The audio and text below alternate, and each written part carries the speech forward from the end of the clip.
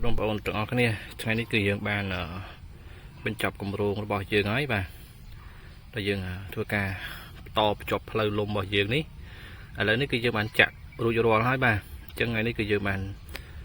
បាទបំពេញការងាររបស់យើងគឺរួចរាល់ហើយហើយសម្រាប់ការតបភ្ជាប់ផ្លូវនេះផងដែរបាទគឺយើងមានគ្រឿងចាក់បាទគ្រឿងចាក់ជំនួយច្រើនដើម្បីធ្វើការតភ្ជាប់បាទដើម្បីឲ្យបានលឿនឆាប់រហ័សបាទមិនថាទាំងវេអងដឹកដីគឺសុទ្ធតែជាបាទផ្នែកមួយដែលជួយជំរុញក្នុងការដឹកដើម្បីធ្វើឲ្យយើងបាទបន្លឿនបាទមកដល់ឆាប់ដល់ទីតាំងហើយនឹងរស់រានការងាររបស់យើងទាំងអស់គ្នានឹងគឺបានលឿនរហ័សអញ្ចឹងណាអញ្ចឹងថ្ងៃនេះគឺយើងបានបញ្ចប់គម្រោងរបស់យើងហើយអញ្ចឹងនេះគឺយើងបាន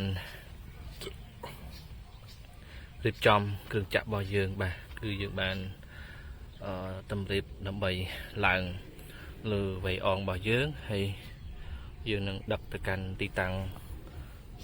ផ្ទះរបស់យើងវិញបាទអញ្ចឹងអរគុណច្រើនមួយដែលបាទមានចំណាប់អារម្មណ៍ចង់បាទប្រើប្រាស់ឬមួយក៏តម្រូវការខាងគ្រឿងចាក់បាទគឺអាចធ្វើការទំនាក់ទំនង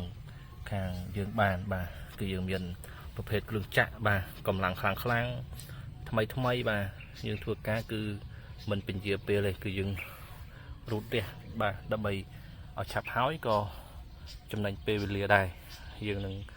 បញ្ញាប់ធ្វើការបដូរទីតាំងបន្ថែមទៀតអញ្ចឹងណាបាទអរគុណច្រើនពុកម៉ែបងប្អូនទាំងអស់គ្នាបាទស្រឡាញ់បាទកុំភ្លេចជួយ like និង